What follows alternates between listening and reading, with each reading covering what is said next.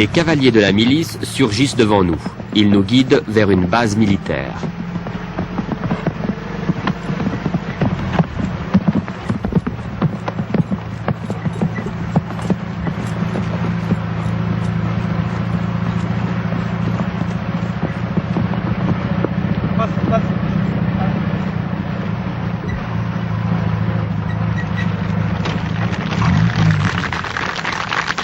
Nous sommes accueillis avec faste. L'un des bataillons les plus prestigieux du front, le bataillon 69, a organisé une véritable fête à laquelle la population locale a été conviée.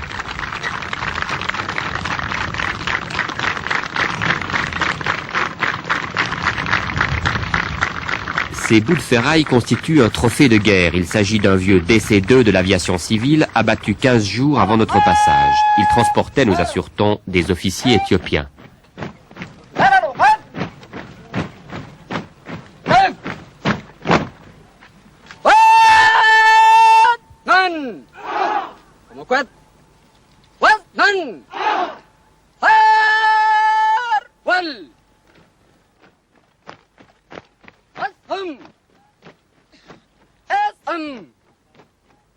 Cette démonstration militaire se déroule à 5 km de la ville de Tesséné, tenue par les troupes éthiopiennes. Dans cette partie du pays, celles-ci ne sortent pratiquement plus de leur garnison, encerclées par les maquisards. Récemment, par exemple, elles ont tenté une percée pour récupérer les restes de l'avion. Elles ont été repoussées par le bataillon 69 au cours d'une dure bataille qui aurait fait 150 morts chez les Éthiopiens.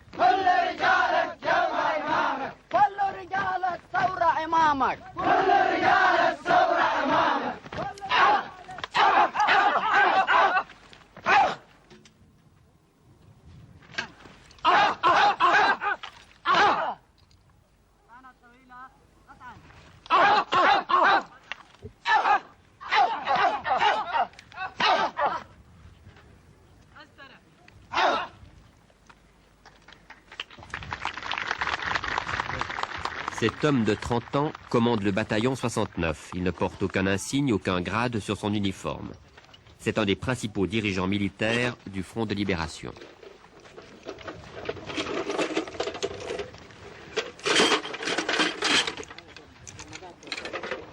Les armes du front sont pour la plupart d'origine soviétique. Elles ont été prises à l'ennemi ou fournies par les alliés arabes de la révolution érythréenne comme la Syrie, l'Irak, l'Égypte et le Soudan. Malgré la supériorité numérique de leurs ennemis, malgré la disproportion des armements, les deux fronts de libération sont bons. Ils résistent aux offensives qui se multiplient depuis 6 mois. Les maquisards ont un atout qui compte même face aux avions les plus modernes. Cette terre qu'ils foulent est la leur, ils la connaissent mieux que personne.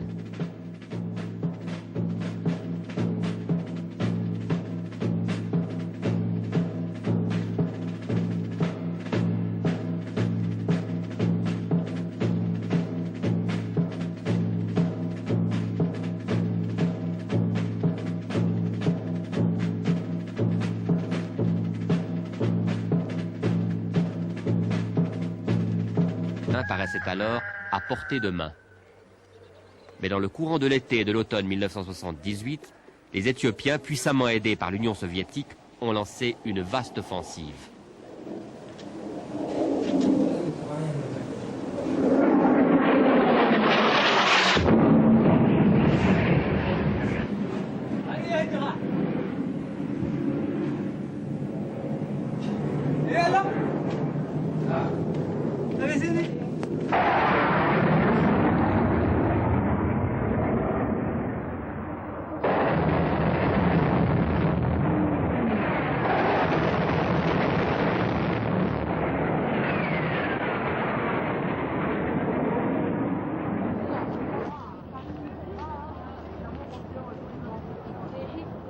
Les villes furent attaquées par l'aviation, les fantômes d'origine américaine, mais surtout les MiG-17 et les appareils ultramodernes MiG-21 et MiG-23 furent engagés dans les combats.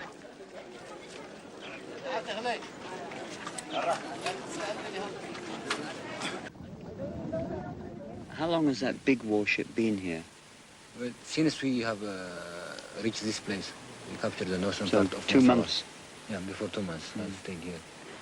And the little ones are the Czechoslovakian ones, Yeah, Czechoslovakian, they got it in... given to the Ethiopian Navy. Ethiopian, yeah. Now it belongs to Ethiopia. The other one is cargo ship. That's the Russian cargo ship that brings Yeah. in the... They bring water for the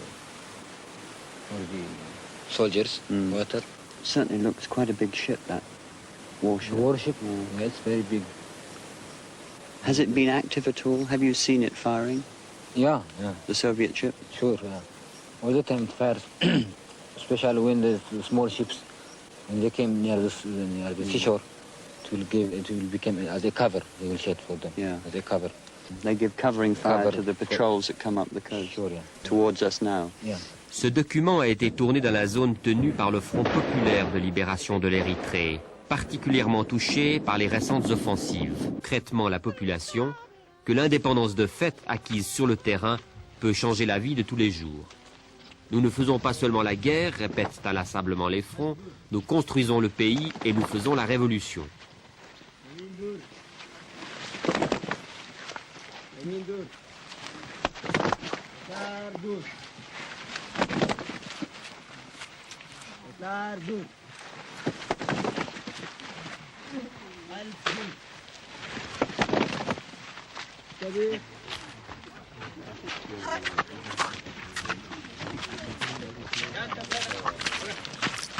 Les écoliers érythréens n'ont pas la tâche facile. La plupart parlent à la maison un des 9 dialectes locaux du pays. Ils doivent donc apprendre les 2 langues officielles de l'Érythrée, le tigrinya et l'arabe. Dès 12 ans, l'enseignement de l'anglais est obligatoire. 3 langues et 3 alphabets différents.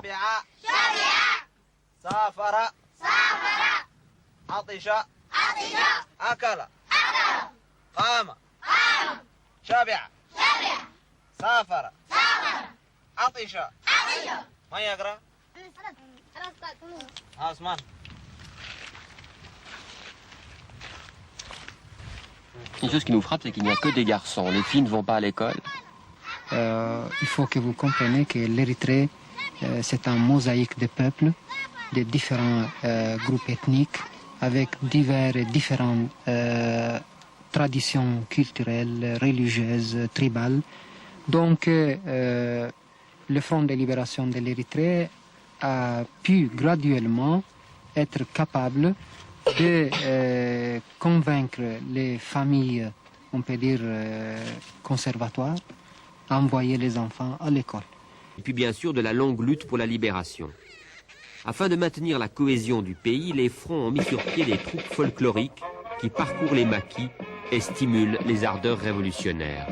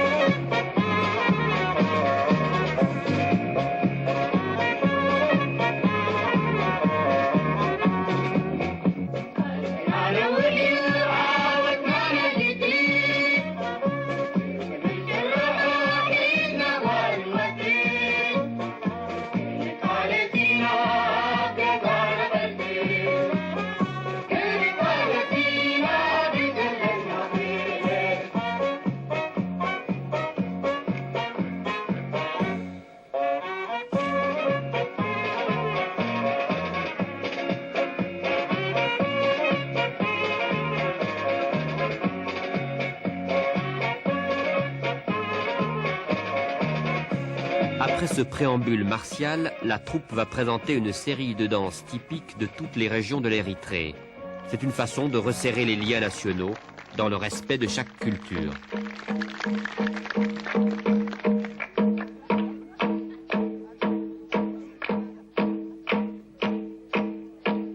la la la